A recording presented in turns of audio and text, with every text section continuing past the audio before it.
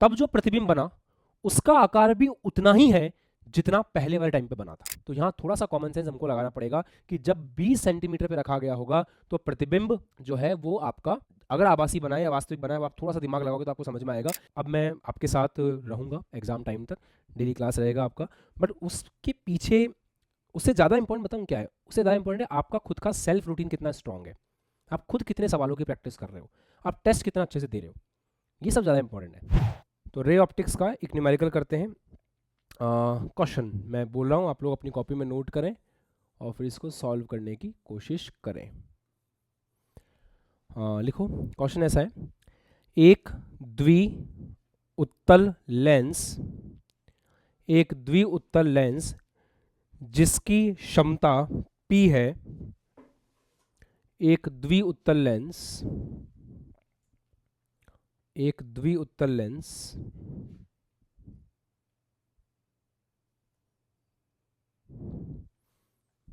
एक द्वि उत्तल लेंस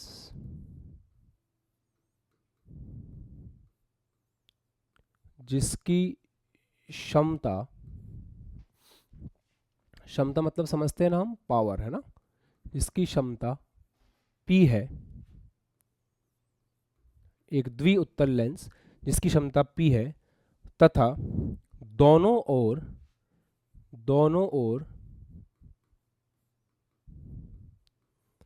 वक्रता त्रिज्या, दोनों ओर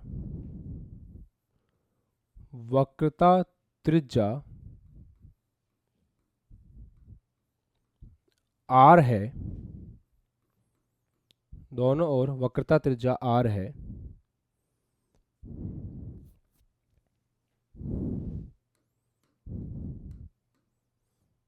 के पदार्थ से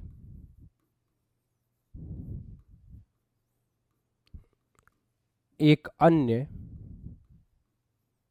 के पदार्थ से एक अन्य समतल उत्तल लेंस बनाया गया, एक अन्य समतलोत्तल लेंस बनाया जाता है,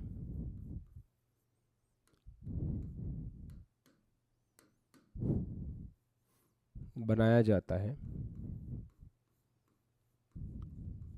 जाता है जिसकी क्षमता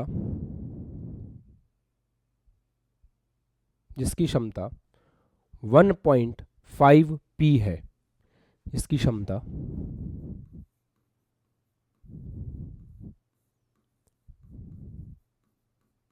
1.5 P है। इस लेंस की वक्रता त्रिज्या, इस लेंस की वक्रता त्रिज्या आपको बतानी है। I am giving you 4 options for this, just try. 4 option मैं आपको देता हूं इसके लिए। 3r/2, second is 2r, r/3 and r/2. Just try this question.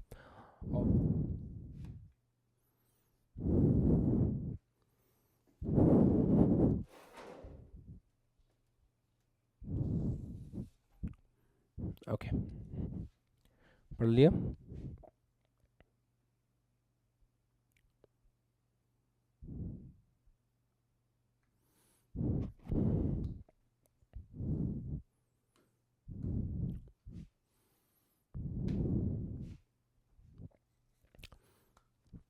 मैं आपकी हेल्प करता हूं, एक हिंट देता हूं आपको।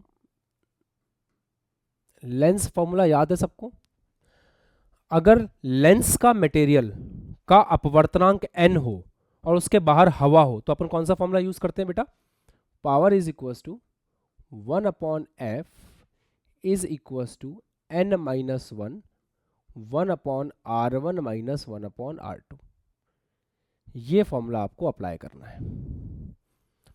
अब आप बोलोगे सर लेंस में का फॉर्मूला तो ये था ही नहीं, यही था, यहाँ पे था n2 minus N one upon n2 minus n1 n2 1 minus 1, इस तरीके का था। तो n2 अपॉन n1, n2 का मतलब है लेंस का रिफ्रैक्टिव इंडेक्स, डिवाइड में 1, अब 1 एयर है, हवा है, तो अपन इसको सिंपली 1 ले सकते हैं। ठीक है, चलो पढ़ो, बहुत सिंपल सवाल है।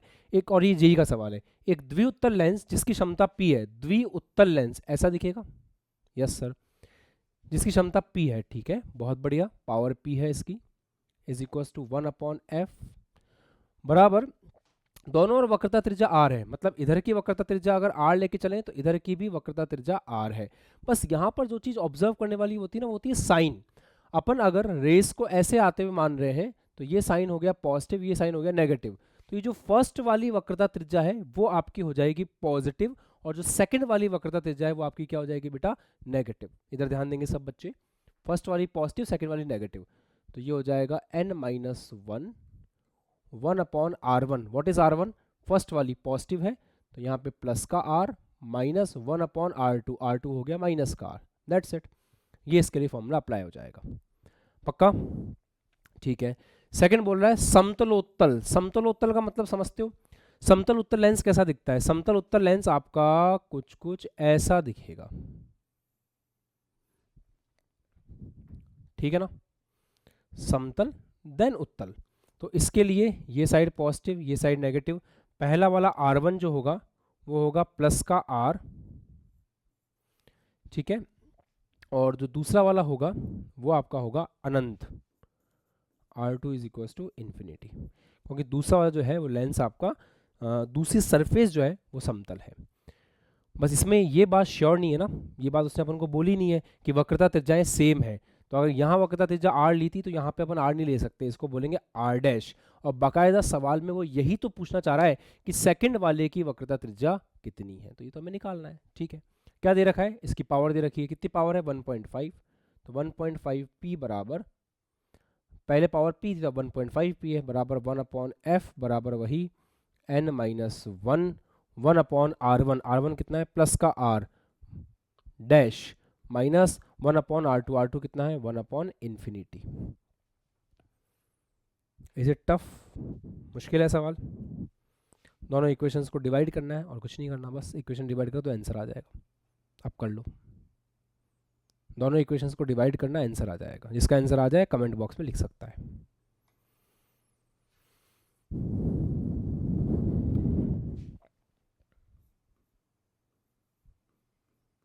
n माइनस 1 ये हो गया 2/r, क्योंकि ये तो प्लस हो जाएगा तो 2/r हो गया, इज इक्वल टू p, यहाँ पे 1.5 p इज इक्वल टू हो गया n minus 1 r dash, sorry n minus 1 upon r dash.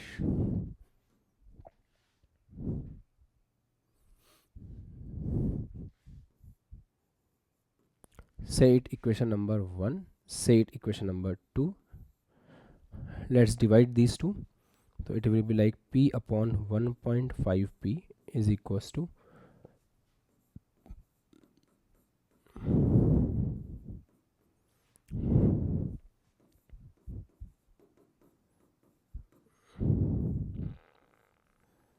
ठीक है,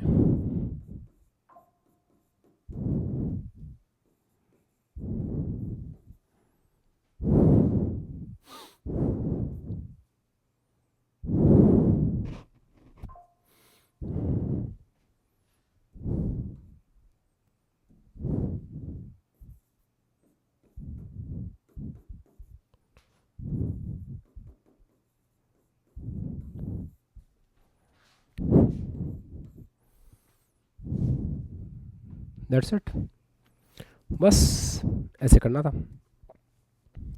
डन है।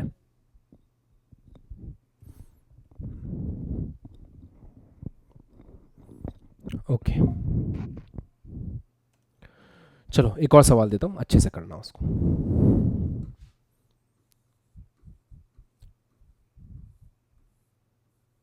कितने बच्चों का बिल्कुल सही हो गया था ये सवाल, हाथ ऊपर करना एक बार। Okay good.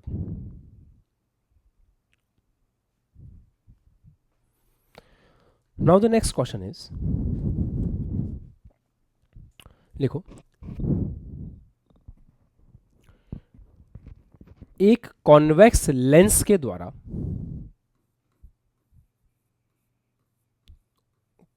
कॉन्वेक्स लेंस मतलब उत्तल लेंस, एक कॉन्वेक्स लेंस के द्वारा एक समान आकार के प्रतिबिंब बनाए जाते हैं, एक समान आकार के प्रतिबिंब बनाए जाते हैं, प्रतिबिंब बनाए जाते हैं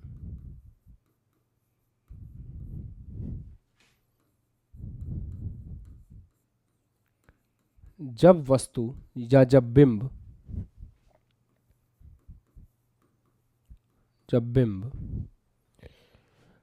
20 सेंटीमीटर एवं 10 सेंटीमीटर की दूरी पर रखा होता है। जब बिंब लेंस से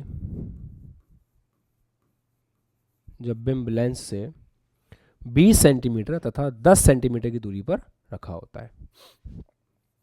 20 सेंटीमीटर तथा 10 सेंटीमीटर की दूरी पर रखा होता है। ठीक है, इस लेंस की फोकस दूरी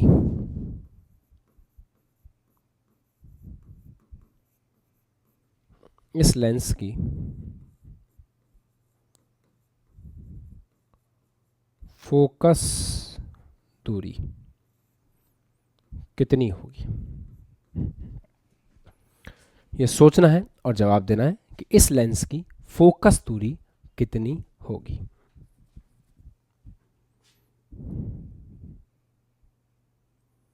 करो आराम से ट्राई।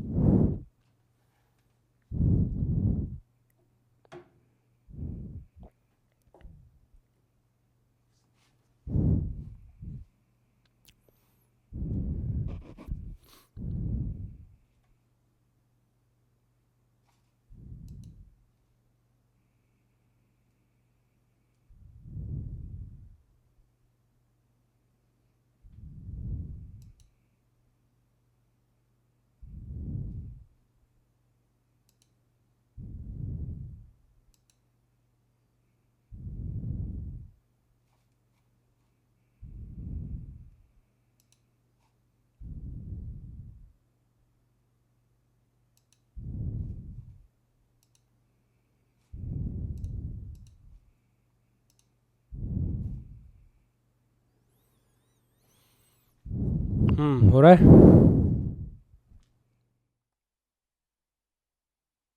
नहीं, सवाल नहीं हो रहा है तो आपको बस इस चीज पे फोकस करना है कि आप अप्लाई कर पा रहे हो क्या कंसेप्ट्स को। That is important.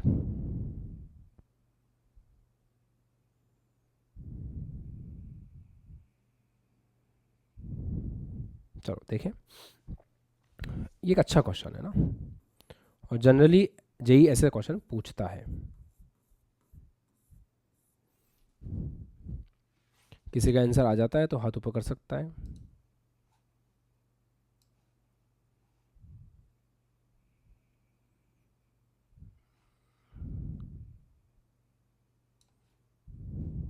ठीक है, क्या आंसर रहा कमेंट करो, जिसका कुछ आया है वो कमेंट करो।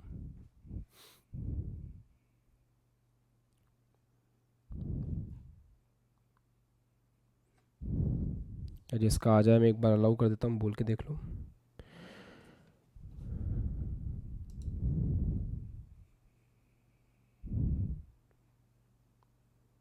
क्या आंसर रहा? 40/3 सेंटीमीटर। 40/3 सेंटीमीटर। ठीक है, देखो देखते हैं आप लोगों ने किस अप्रोच से किया है। एक कॉन्वेक्स, अब मैं सॉल्व करवा रहा हूँ तो पूरा फोकस इधर रखो, है ना, ध्यान से देखो, बात बंद कर दो आपस में। बिल्कुल भी जो इधर उधर कुछ बच्चे कर रहे हैं आपस में, मतलब घर में इधर उधर, इधर ध्यान देंगे। देखो बेटा, मैं फिर वही बात बोलता हूँ कि नंबर ऑफ क्वेश्चंस आपको कितने ही करा लिए जाएं उससे कुछ नहीं होता है। मिनिमम क्वेश्चंस को हम कितना अच्छे से सीख करके करते हैं उस पर पूरी कहानी डिपेंड करती है। तो देखना क्या गलती करी आपने, बहुत कुछ सीखने को मिलेगा इस सवाल से। एक कॉन्वेक्स लेंस के द्वारा एक समान आकार के प्रतिबिंब बनाए जा रहे हैं। तो प्रतिबिंब जो बन रहे हैं वो एक समान आकार के बन रहे हैं जब बिंब को एक बार 20 सेंटीमीटर पे रखा और एक बार 10 सेंटीमीटर पे रखा। मतलब हमारे पास जो लेंस है वो कॉन्वेक्स लेंस है। कॉन्वेक्स लेंस ऐसा होता है जो डाइवर्स करने की जगह कन्वर्स करने का काम करता है, ठीक है। अब आपने बिंब को कहीं भी रखा हो, हमें उससे ज़्यादा कुछ नहीं है, बता तो रखा है वैसे इसने कि एक बार अपने 20 सेंटीमीटर पर रखा है, एक बार 10 सेंटीमीटर पर रखा है, ठीक है। जब बिंब को 20 सेंटीमीटर की दूरी पर रखा गया होगा,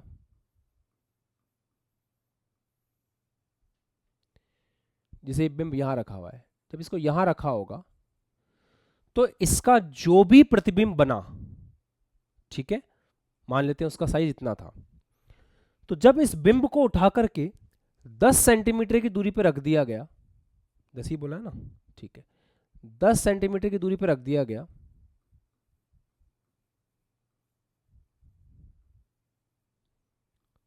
तब जो प्रतिबिंब बना उसका आकार भी उतना ही है जितना पहले वाले टाइम पे बना था। यह सवाल कहना चाह रहा है। फॉर एग्जाम्पल, जैसे मान लो इसकी हाइट h है, इसकी हाइट h है, तो जब आपने 20 सेंटीमीटर पे बिंब को रखा तो जो प्रतिबिंब बना, मान लो प्रतिबिंब की हाइट है 3h, तो जब आप बिंब को 10 सेंटीमीटर पे रखोगे तब जो प्रतिबिंब बन रहा है उसकी भी हाइट कितनी है, 3h, आकार समान है, ये वो कहना चाहता है। Have you got the meaning of the question सभी बच्चे? ठीक है, या छोटा सा कहानी और है, वापस एक बार एक्सप्लेन करने की कोशिश करता हूं। ये जो इसका, जब आपने बिंब को 20 सेंटीमीटर पे रखा तो मान लो जो प्रतिबिंब बना वो 5 गुना बना, तो प्रतिबिंब की ऊंचाई थी 5h। तो जब बिंब को उठा करके 10 सेंटीमीटर पे रखा जाएगा तो उस समय जो बिंब की ऊंचाई प्राप्त हुई वो भी कितनी थी, 5h। तो इसने सिंपल सी बात बोली है कि आकार एक समान है, पर ये नहीं बोल रहा है कि प्रतिबिंब दोनों ही केस में सीधा बनाए, ये भी नहीं कह रहा है कि प्रतिबिंब दोनों ही केस में उल्टा बनाए। तो यहाँ थोड़ा सा कॉमन सेंस हमको लगाना पड़ेगा कि जब 20 सेंटीमीटर पे रखा गया होगा तो प्रतिबिंब जो है वो आपका, अगर आभासी बनाए या वास्तविक बनाए, आप थोड़ा सा दिमाग लगाओगे तो आपको समझ में आएगा कि प्रतिबिंब यहाँ पर है। ये लेंस कैसा है आपका, कन्वर्जिंग लेंस, तो जब बिंब आपका यहाँ रखा होगा तो प्रतिबिंब डेफिनेटली कैसा बना होगा बेटा, वास्तविक बना होगा और उल्टा बना होगा। तो पहले वाले केस में जो अपना मैग्निफिकेशन है उसका साइन कैसा रहा होगा, पॉजिटिव रहा होगा। जब यहां रखा होगा तो प्रतिबिंब कहां बना होगा, प्रतिबिंब इधर कहीं बना होगा, आभासी बना होगा, और ऐसे केस में मैग्निफिकेशन क्या रहा होगा, माइनस रहा होगा। मतलब एक पॉजिटिव एक नेगेटिव, इतनी सी बात बोलना चाह रहा हूं, समझ आया? मैंने साइन के केस में उल्टा बोल दिया, जो पहले वाले केस में बनेगा उसके केस में v आपका नेगेटिव होगा और दूसरे वाले केस में v आपका, पहले वाले केस में v पॉजिटिव होगा, दूसरे वाले में नेगेटिव होगा, पर डिफरेंस आएगा साइन का। मोटी मोटी बात इतना कहना चाह रहा हूं। हाथ पकड़ो, मेरी बात समझ में आ गई क्या? पक्का? भाई पहले केस में प्रतिबिंब का आकार सेम है, समझे बात को। अगर इसकी हाइट h है तो यहां पर जो प्रतिबिंब बन रहा है वो प्रतिबिंब अगर 3h का बन रहा है तो वो 3h का इस केस में यहां बनेगा, ऐसे आकार सेम है। ये देखो आकार इसका 3h है, ठीक है। जब यहां बिंब को रखोगे तो प्रतिबिंब यहां कहीं बन रहा है 3h आकार का, 3h 3h ये सेम है, पर इसका साइन और इसका साइन अलग अलग होगा। अब समझ में आया? ओके पवन, गुड। मतलब एक का मैग्निफिकेशन और दूसरे के मैग्निफिकेशन तो बराबर है, बस साइन का डिफरेंस होगा। एक के मैग्निफिकेशन में और दूसरे मैग्निफिकेशन में किसका डिफरेंस होगा, बस साइन का डिफरेंस होगा। अब तुम इस क्वेश्चन को वापस से फॉर्मूला अप्लाई करो, अब तुम्हारा आंसर वो अतरंगी सतरंगी नहीं आएगा, अब तुम्हारा आंसर एकदम सही आएगा। अब वापस से फॉर्मूला लगा करके देखो, f upon F plus you वाला सही फॉर्मूला निकल करके आएगा। अब लगाओ formula f upon F plus you, यहाँ लगाओ माइनस साइन के साथ, f upon F plus you यहाँ लगाओ।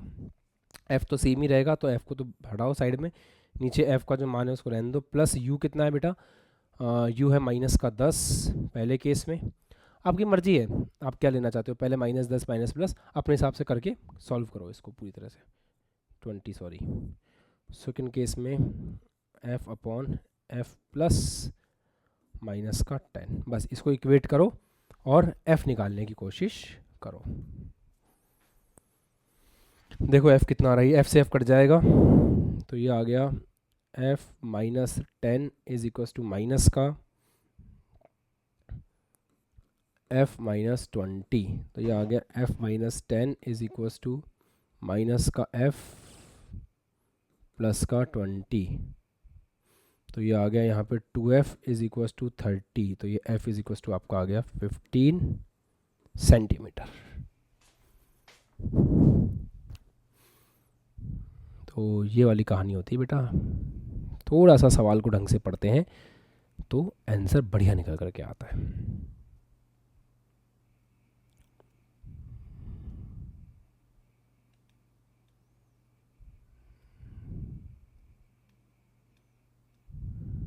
Okay, let's move on the next question.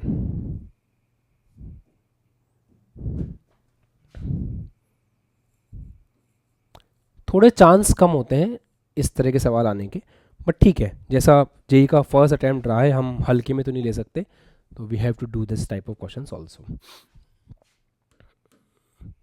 ये एक कन्वर्जिंग लेंस है, लेट अस सपोज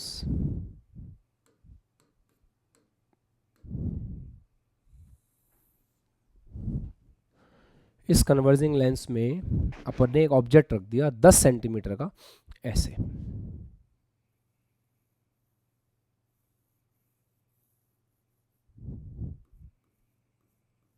ये 10 सेंटीमीटर का ऑब्जेक्ट रख दिया ऐसे। कन्वर्जिंग लेंस की जो फोकस दूरी है वो 20 सेंटीमीटर है, ठीक है बेटा। और नाम दे दो कुछ भी अपने हिसाब से, ए और बी, ठीक है। सवाल सिंपल सा है, प्रतिबिंब की लंबाई ज्ञात करें। प्रतिबिंब a' b' कितना होगा वो ज्ञात करना है। अब ये सवाल तुम सबसे होना चाहिए, उसके पीछे एक रीज़न है कि तुमसे क्यों होना चाहिए, बिकॉज हमने ऐसा सेम सवाल दर्पण में किया था। करना क्या होता है, पॉइंट ए के डिस्टेंस को ऑब्जर्व करेंगे, पॉइंट बी के डिस्टेंस को ऑब्जर्व करेंगे, दोनों का अलग अलग इमेज निकालेंगे कहाँ कहाँ पे बन रही है, और फिर उसके हिसाब से सॉल्व करने की कोशिश करेंगे। इस पूरे पिक्चर में एक डिस्टेंस कम है, ये वाला, ये है 30 सेंटीमीटर।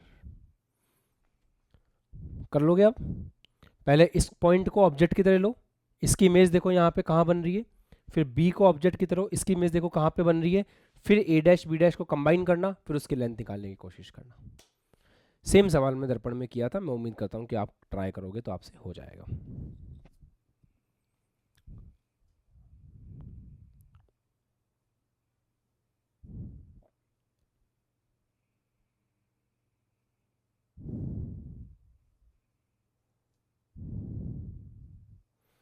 ये क्लास नीट वाले भाषा मतलब अटल बैच के बच्चों की क्लास है, नए बैच की क्लास नहीं है। गलती से वो नए बैच में शो कर रही होगी, अगर कर भी रही है तो वो क्लास आपकी नहीं है, ये पुराने बच्चों की क्लास है, जो पुराने अटल बैच के बच्चे हैं, ठीक है।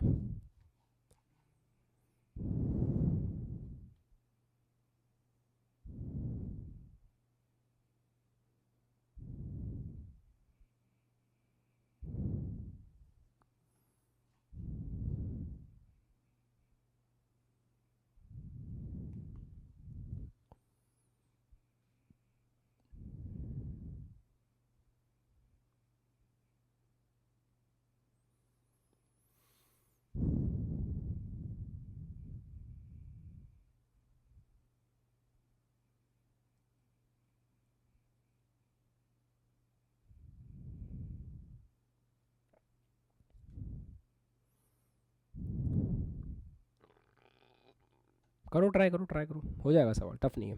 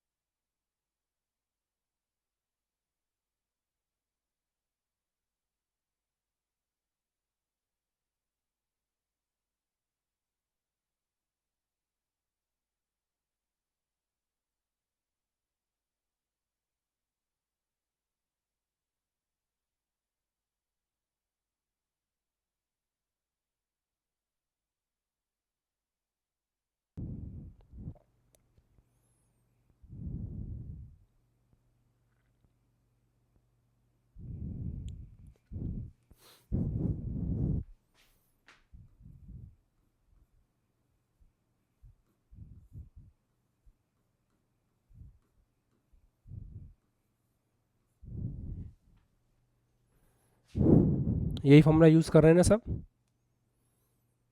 v निकालने के लिए? हिमांशु यही यूज किया था? ओके देखो बेटा कैसे करना है, सिंपल सवाल है। फर्स्ट ऑफ ऑल हम ए पॉइंट के लिए सॉल्व करने की कोशिश करेंगे। फॉर पॉइंट ए पॉइंट कितने डिस्टेंस पे हुआ? ए पॉइंट देखो, पहली बात तो इसकी फोकस दूरी प्लस में ही लेंगे अपन। क्यों? क्योंकि ये कॉन्वेक्स लेंस है। कैसे पता सर? बताया था मैंने, उत्तल लेंस के लिए फोकस दूरी किस में लेते हैं? पॉजिटिव लेते हैं। लास्ट क्लास का रिवीजन करना इस क्लास को समझने के लिए आवश्यक शर्त है। ओके, तो फोकस दूरी पॉजिटिव हो गई। यू कितना होगा ए के लिए? -40।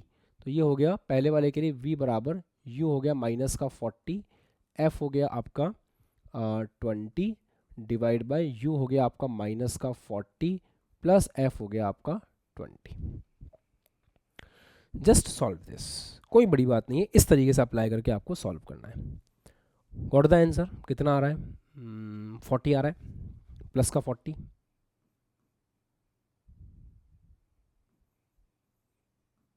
ये लो भाई साहब, प्लस का 40 मतलब ए की इमेज कहाँ बन रही है? ए की इमेज यहाँ से बनी है 40 सेंटीमीटर के डिस्टेंस पे। ये हो गया आपका ए डैश, है ना। अब बी डैश के लिए क्या करेंगे? तो फॉर बी के लिए चेक करो। बी के लिए अगेन यही फॉर्मूला लगाना रहेगा, v is equals to U F upon U plus F. ठीक है,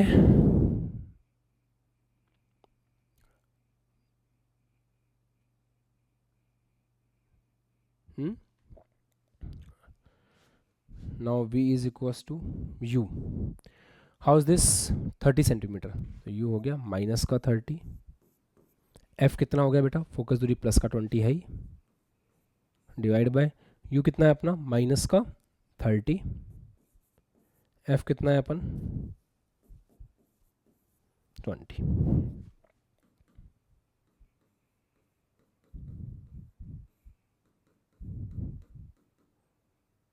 प्लस का 60 सेंटीमीटर। मतलब बी की जो इमेज बन रही है वो बी डैश बन रही है 60 सेंटीमीटर पे। तो बी की इमेज बन रही है 60 सेंटीमीटर पे, बी डैश। तो ए से बी की तरफ एरो था, ए से बी की तरफ एरो होगा। ये हो गई आपकी इमेज। इमेज की लेंथ कितनी हुई? यहाँ से यहाँ तक 60 सेंटीमीटर, यहाँ से यहाँ तक 40 सेंटीमीटर, तो इसकी लेंथ कितनी हो गई? 20 सेंटीमीटर। तो आपको प्रतिबिंब ए बी की लंबाई पूछी थी, that is 20 centimetre. Got it? ऐसे कर लेंगे।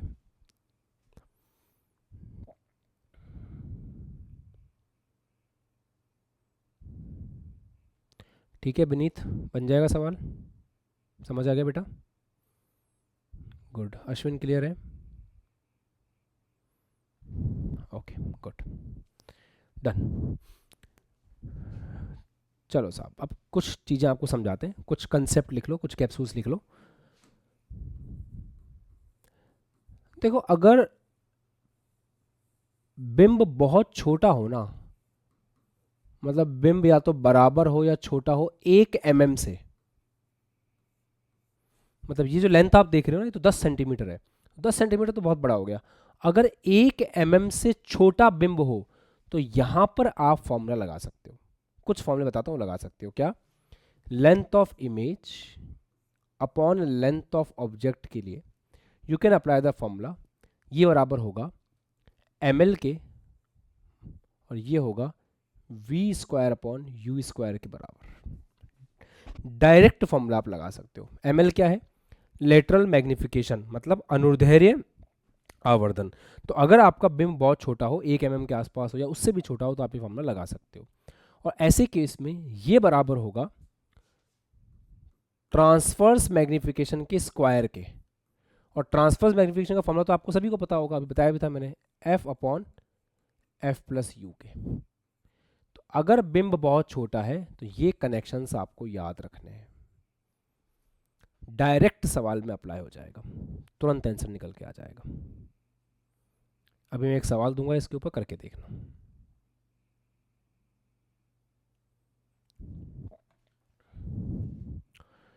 चलो एक क्वेश्चन कर लो, हैंड टू हैंड समझ में आ जाएगा किसको अप्लाई कैसे करना है।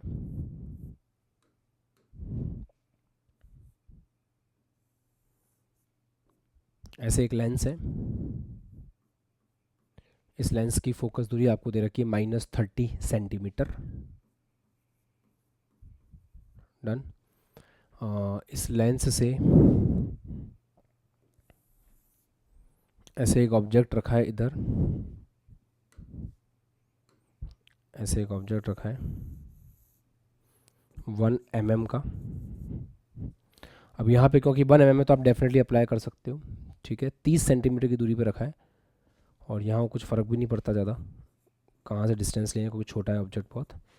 30 सेंटीमीटर के साथ 1 mm बहुत छोटा है, तो इस पॉइंट और इस पॉइंट पे कोई फ़र्क नहीं पड़ता। और कोई इन्फॉर्मेशन दे रखी है नहीं, सवाल पूछ रहा है कि आपको प्रतिबिंब की स्थिति और लंबाई दोनों बतानी है।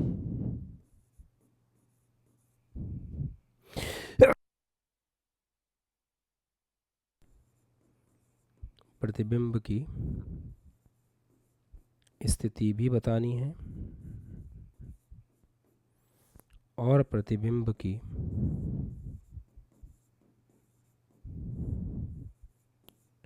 लंबाई भी बतानी है।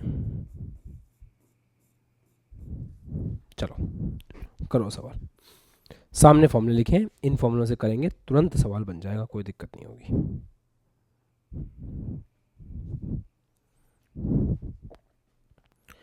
ढंग से अप्लाई करो फॉर्मूले को बस, और इससे ज़्यादा कुछ नहीं करना। ढंग से अप्लाई करके करेंगे, बन जाएगा।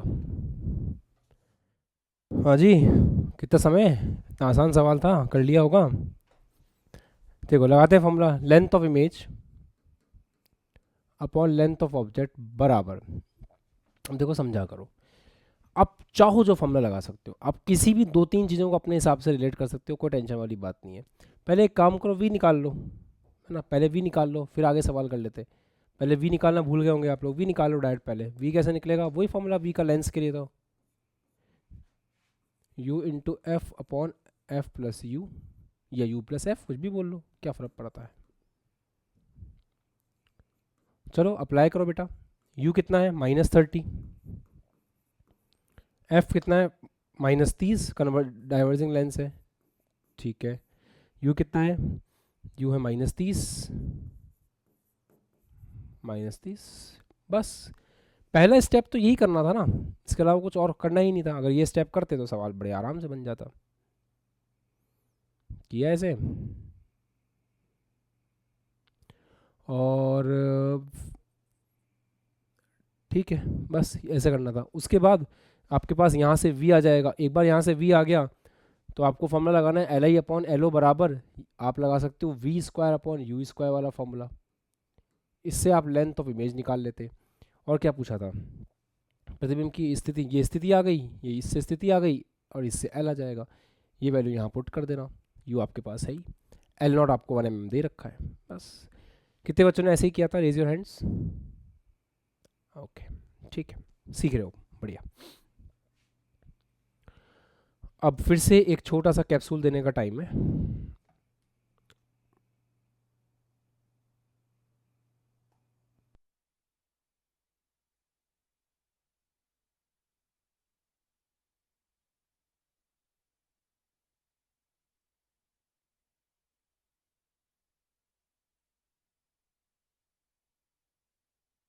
तो देखो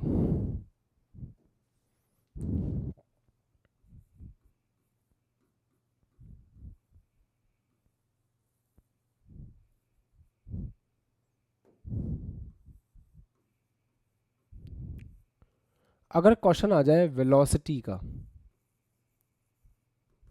तो उसके लिए थोड़े से फॉर्मूले बता रहा हूँ, छोटा सा फॉर्मूला है, उसको याद रखना। जस्ट फॉर्मूला अप्लाई करोगे, आंसर निकल करके आ जाएगा। वेलोसिटी पे सवाल कैसे आते हैं, वेलोसिटी पे सवाल ऐसे आते हैं कि कोई लेंस दे देंगे आपको, जैसे ये मान लो ये लेंस है, इसकी फोकस दूरी दे देंगे, बोलेंगे ये कि ऑब्जेक्ट चल रहा है, मान लेते हैं ऑब्जेक्ट चल रहा है v0 स्पीड से, तो ऑब्जेक्ट अगर ऐसे v0 स्पीड से चल रहा है तो इमेज की स्पीड बतानी कितनी होगी, क्योंकि यहाँ का इमेज होगी, तो इमेज किस स्पीड से चलेगी। ऑब्जेक्ट की बारे में बताना होता है, ऑब्जेक्ट की स्पीड दे रखी होती है, इमेज की स्पीड पूछ रहा होता है। कुछ नहीं करना है, सिंपल सा कंसेप्ट है, v square upon U square into v0, बस इसको याद रखना है and just apply this formula. मिल सकते हैं इसके ऊपर सवाल, जेई में इसके ऊपर सवाल मिल सकते हैं।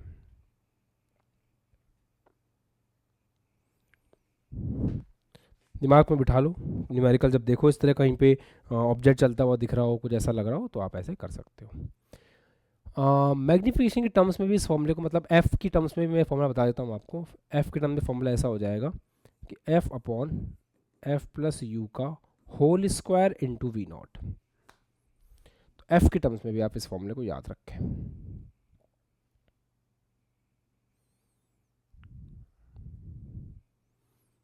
अब जो चीज़ पढ़ाऊंगा इसके बाद, जो अगला टॉपिक पढ़ाने जा रहा हूँ मैं, उसके ऊपर जेई ने सवाल पूछे हैं, है ना, तो उसका रिजल्ट बहुत ज़्यादा मायने रखता है, डायरेक्ट याद रखना।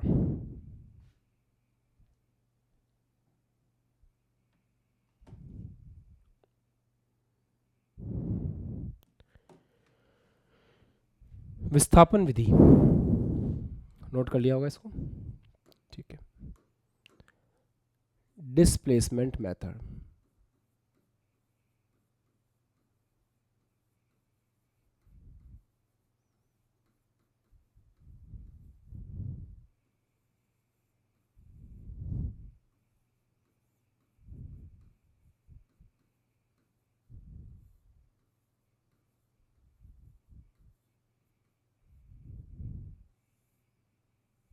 विस्थापन विधि। बेटा विस्थापन विधि का प्रयोग कब कब करते हैं देखना। जो उत्तल लेंस है,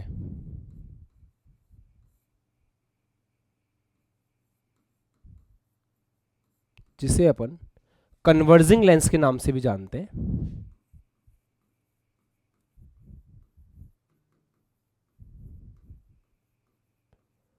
उत्तल लेंस की फोकस दूरी ज्ञात करने में करते हैं।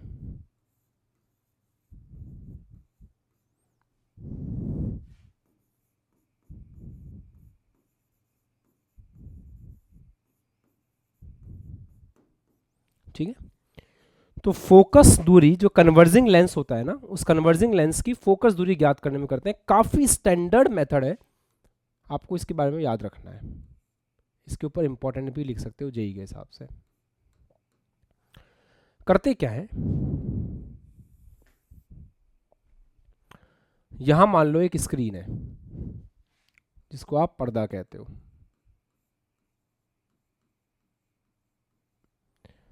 और यहां पर आपका बिंब रखा हुआ है।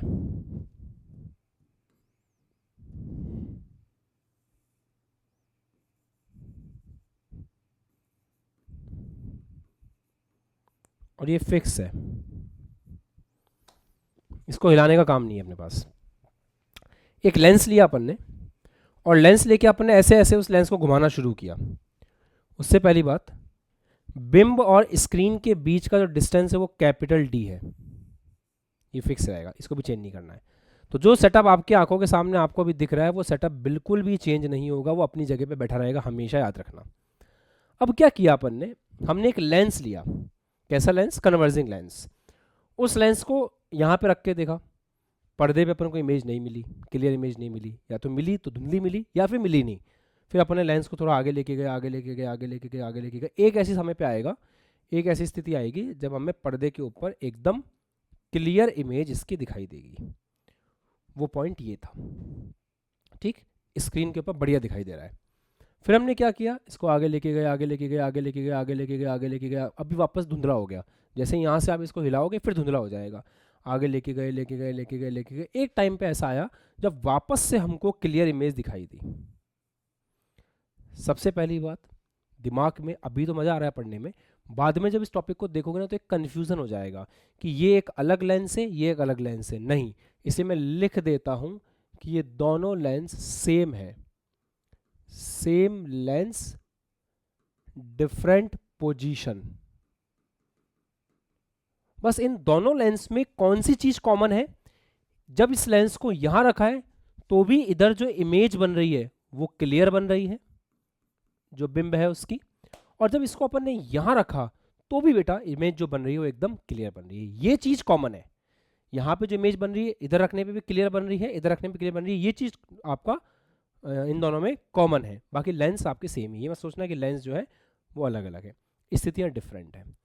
इन दोनों स्थितियों के बीच की दूरी जो है वो स्मॉल डी है। मजे की बात बताऊं, अपन अगर कैपिटल डी और स्मॉल डी को कैलकुलेट कर पाए, कैपिटल डी कैसे कैलकुलेट होगा सर, कुछ नहीं करना है, बिंब और पर्दे के बीच की दूरी है उसको स्केल से माप लो, खत्म।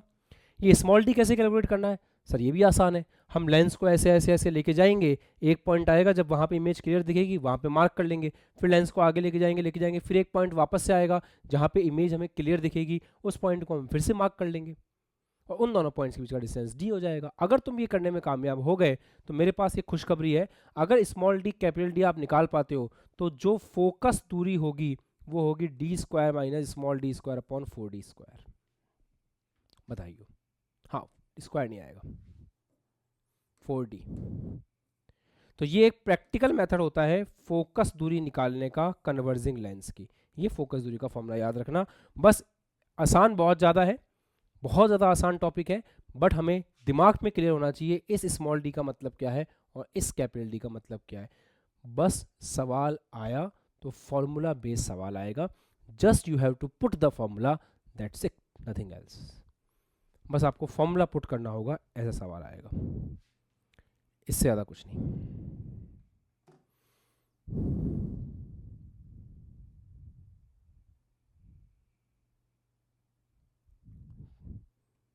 तो इस पे सवाल कराने की एसएस तो मुझे लगता नहीं है कोई रिक्वायरमेंट है, फॉर्मूला आएगा, पढ़ना सवाल को ठीक से और खुद से उसको कर लेना, कोई बड़ी बात नहीं है ना। तो इस पे एज सच क्वेश्चन कराने का नीड मुझे नहीं लग रहा, बस जो एग्ज़ाम में सवाल आए तो बढ़िया पढ़ करके उसको करना। उसमें कुछ कुछ लैंग्वेज ऐसी होगी कि बिंब और दर्पण, बिंब और पर्दे के बीच की दूरी इतनी इतनी है, इसके बाद हम एक उत्तल लेंस का प्रयोग करते हैं, उत्तल लेंस दो अलग अलग स्थितियों के ऊपर वास्तविक प्रतिबिंब बनाता है। हाँ एक और बात ध्यान रखना, अगर इस पर्दे के ऊपर कोई इमेज बन रही है तो वो इमेज कैसी होगी, वास्तविक होगी, क्योंकि आभासी इमेज को तो पर्दे पर लेना संभव है ही नहीं।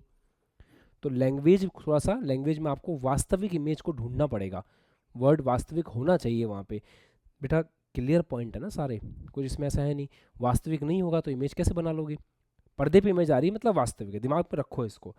अच्छा सर, तो आभासी इमेज के लिए क्या होता है, आभासी इमेज के लिए लेंस ही पर्दा होता है। मैं आपको एक्सप्लेन करूँ, कांच में खड़े होते हो, कांच के अंदर खुद को देखते हो, तो कांच के अंदर जो प्रतिबिंब बनता है वो कैसा बनता है, आभासी।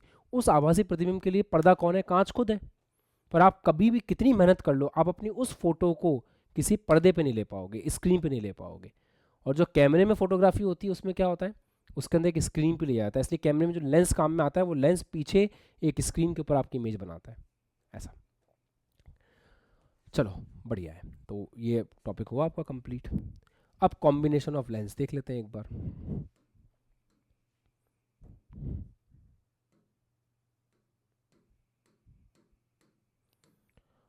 कॉम्बिनेशन ऑफ लेंस देख लेते हैं। देखो कॉम्बिनेशन ऑफ लेंस थोड़ा ट्रिकी टॉपिक है, लेंसों का संयोजन। वास्तव में यार लेंसों का संयोजन ना, अगर लेंस एक दूसरे से बहुत दूरी पर रखे हुए हैं तब तो बड़ा मुश्किल होता है इनको संयोजित करना या कोई फॉर्मूला लगा पाना। जैसे एक लेंस ऐसे रखा है, दूसरा लेंस ऐसे रखा हुआ है, तो इस केस में आप फॉर्मूला अप्लाई नहीं कर सकते। इस केस में क्या करते हैं, आपको याद होगा जब मैंने इसका जस्ट पहले वाला लेक्चर लिया था रे ऑप्टिक्स का, तो मैंने इस प्रकार का एक सवाल करवाया था आपको। उसमें आप अपनी लॉजिकल अंडरस्टैंडिंग से ढूंढते हो कि इसकी इमेज कहाँ बनी, फिर वो किसके लिए ऑब्जेक्ट का काम करेगा, फिर उसकी इमेज कैसे बनेगी, वगैरह वगैरह। याद आया, सबको याद आया, तो वैसे करते हैं अपन। पर हाँ इसमें एक छोटा सा गेम है कि अगर लेंस बिल्कुल एक दूसरे से चिपके हुए हों,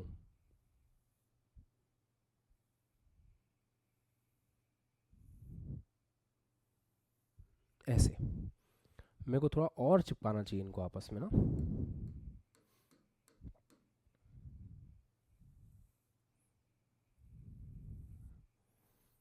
इनके बीच में गैप होना ही नहीं चाहिए, जितना मिनिमम रख सको उतना रखना है, जितना मिनिमम रख सको। अगर ये बिल्कुल एक दूसरे से चिपके हुए हैं, इनके बीच में कोई गैप नहीं है, there is no gap in between them, तो इसकी फोकस दूरी अगर f1 है, इसकी फोकस दूरी अगर f2 है, तो यस यू कैन से कि यहाँ पे जो इक्विवेलेंट आएगा, इनका इक्विवेलेंट समझते हो, मैं इन दोनों लेंस को हटा के एक लेंस लगा दूँ, मैं इन दोनों लेंस को हटा के अगर एक लेंस लगा दूँ, तो उसकी फोकस दूरी इन दोनों के लिए क्या कही जाएगी, इक्विवेलेंट कही जाएगी। तो जो इक्विवेलेंट फोकस दूरी होगी, दैट इक्विवेलेंट फोकस दूरी का फॉर्मूला होगा 1/f, f1/f इक्विवेलेंट बराबर 1/f1 प्लस 1/f2। सिमिलरली जो इक्विवेलेंट पावर है, इक्विवेलेंट पावर का फॉर्मूला होगा P1 प्लस P2। इस बात को आप याद रख सकते हो। ठीक है, मैं एक सवाल देता हूँ जिससे आपकी प्रैक्टिस होगी। सत्यम बेटा उठ के बैठ के पढ़ लो, लेटे लेटे पढ़ाई नहीं होती है।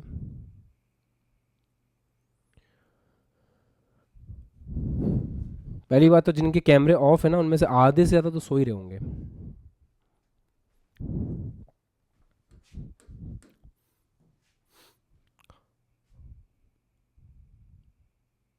चलो सवाल करो, लिख लिया होगा, वो छोटी सी चीज़ है, सवाल करो।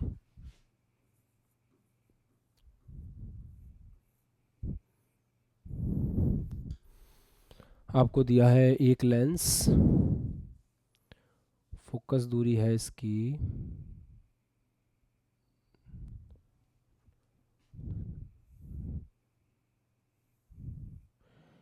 इसकी फोकस दूरी है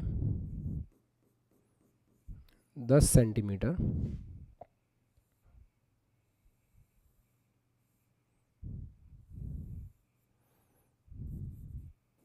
इसकी फोकस दूरी दे रखी है आपको 20 सेंटीमीटर,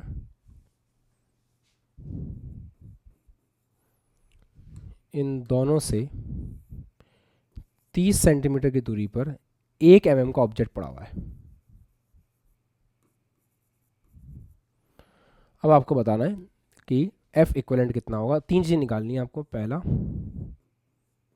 F इक्विवेलेंट कितना होगा। दूसरा, आपको स्थिति बतानी है प्रतिबिंब की, और प्रतिबिंब की ऊंचाई बतानी है। प्रतिबिंब की स्थिति,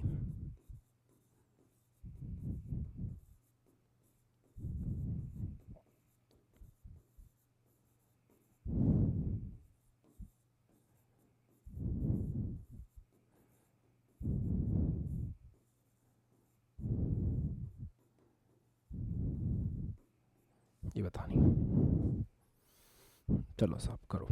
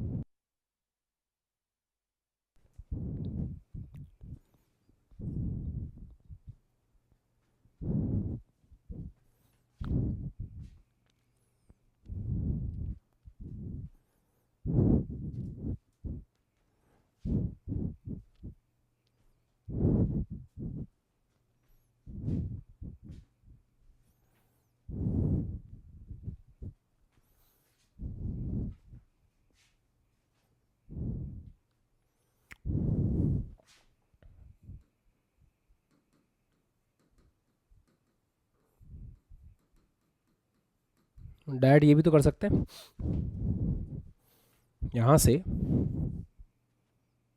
जो एफ इक्वलेंट का फॉर्मूला बनेगा यही तो बनेगा, F1 F2 upon F1 plus F2, है ना। तो इतना सॉल्व करने की जरूरत नहीं है, बस याद रखना कि विथ साइन पुट करना। गलती कर दोगे तो गलती हो जाएगी बेटा। देखो ये लेंस कैसा है, कन्वर्जिंग है, तो ये फोकस दूरी किस में होगी, प्लस में। ये कैसा है, डाइवर्जिंग है, मतलब अपसारी है, फोकस दूरी किस में होगी, माइनस में। तो ऐसी अगर छोटी छोटी गलतियां आप करेंगे तो जेई में मैं भी आपको नहीं बचा सकता, इसलिए आपके परसेंटाइल कम हो जाते हैं, क्योंकि आप छोटी छोटी मिस्टेक्स वहाँ पे करके आते हो, और वो छोटी छोटी मिस्टेक्स फिर आपको पड़ती हैं ज़्यादा भारी। अब कितने बच्चे ऐसे थे, कितने महान बच्चे ऐसे थे जिन्होंने गलती करी थी, कई होंगे मुझे बताया ना, कई होंगे साहब।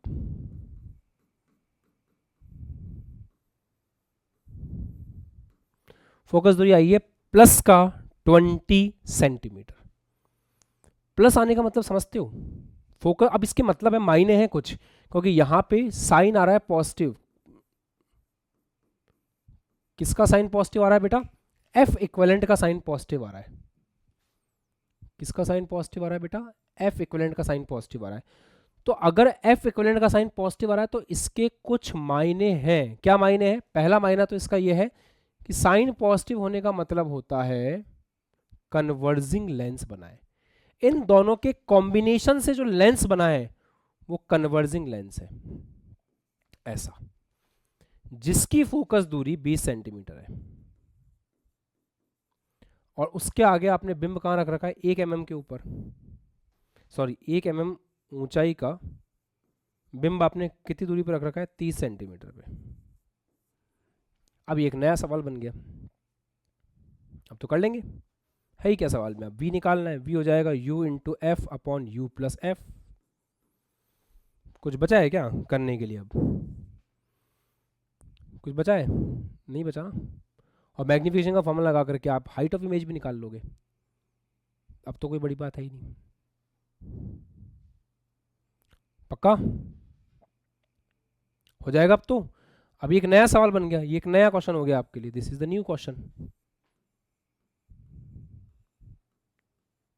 तो पहले आप इसको इसमें कन्वर्ट करें, दो चीजों का ध्यान रखें, यहां साइन के साथ पुट करें, उसके बाद फोकस दूरी नेगेटिव आए पॉजिटिव आए उसके हिसाब से डिसाइड करना पड़ेगा लेंस कौन सा होगा, कन्वर्जिंग होगा कि डाइवर्जिंग होगा, then we have to think, आगे सवाल में पढ़ना है।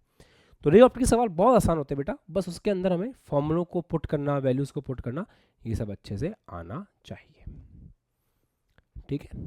दैट्स इट, ये आपका रे ऑप्टिक्स का चैप्टर खत्म होता है। अब इसके अंदर एक छोटा सा पोर्शन है ऑप्टिकल इंस्ट्रूमेंट्स का।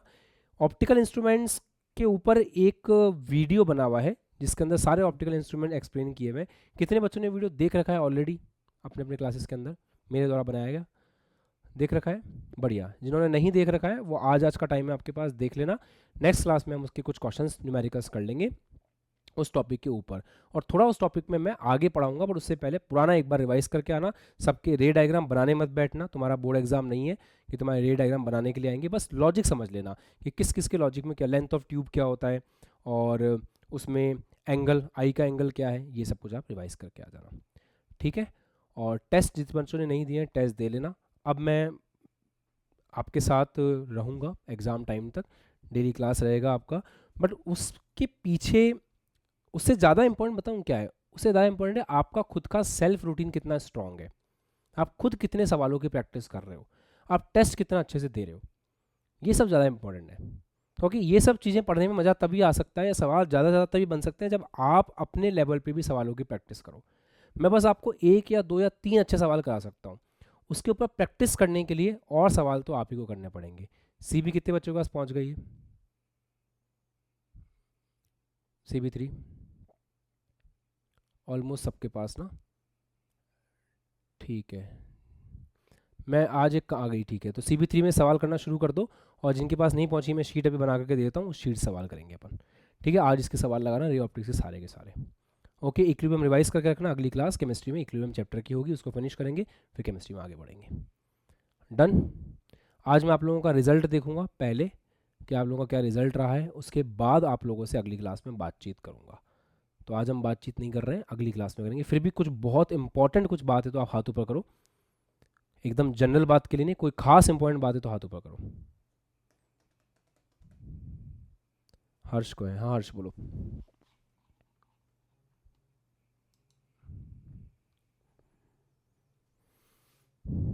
सर वो नमस्ते। हाँ नमस्ते बेटा, बताओ। सर जैसे हम मैकेनिक रिवाइज कर रहे हैं, हम्म, जो क्वेश्चन है वो बार बार रिपीट हो रहे हैं सर, नए क्वेश्चन लगाने होंगे या वही लगाए? नए क्वेश्चंस लगाने हैं यार। वैसे तो अब आपको कंसेप्ट रिवाइज करने चाहिए और फुल सिलेबस टेस्ट देना चाहिए मेरे हिसाब से।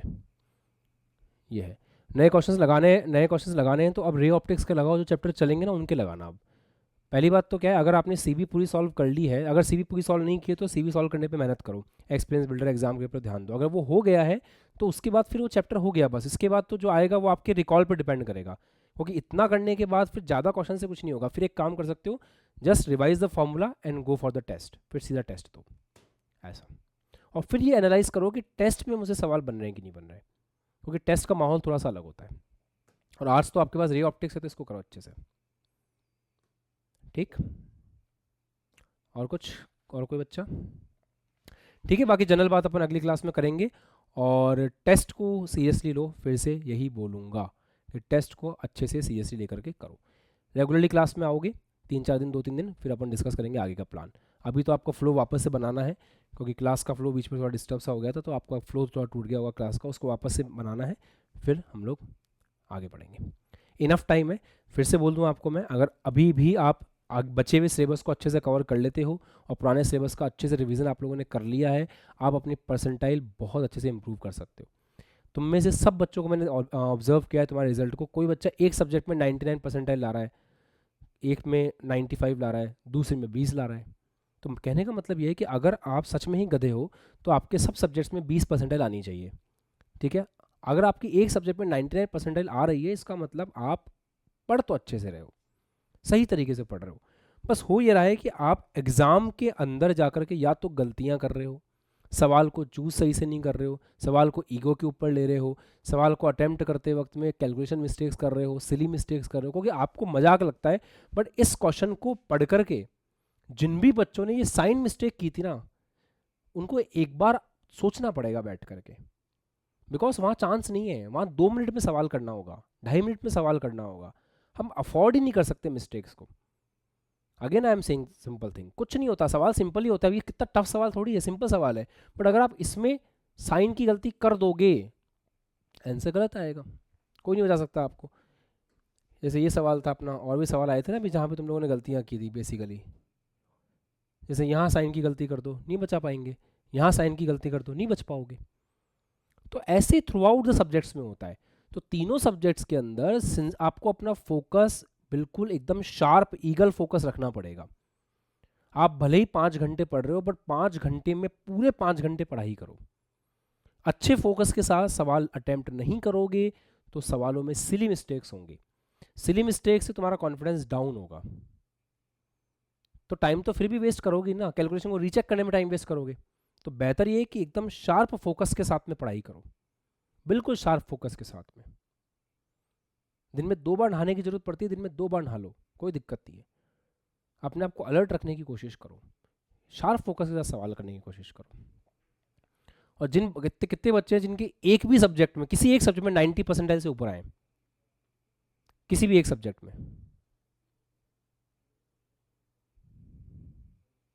गुड। 80 से ऊपर मैक्सिमम बच्चे। कहने का मतलब ये है कि अगर आपके किसी भी एक सब्जेक्ट में 80 परसेंटाइल से ऊपर है, आप 100% उसको 95 पे लेके जा सकते हो with in 1 month. But depend आपके ऊपर करेगा कि आप उसको कितना अच्छे से करते हो। और कुछ चेहरे तो मेरे को बिल्कुल नए दिख रहे हैं, पूरे साल अपन कहाँ थे, बिल्कुल नए चेहरे हैं। हाथों पर कर दो अपने आप ही जो बिल्कुल नए चेहरे हो, आज पहली बार दिखे हो क्लास के अंदर। ग्रेट, ठीक है, तो पढ़ो। और अगली क्लास के अंदर हम लोग इसको ख़त्म करेंगे, फिनिश करेंगे और इक्विलिब्रियम करेंगे केमिस्ट्री के अंदर, ठीक है। चलो, ओके बेटा, बाय बाय।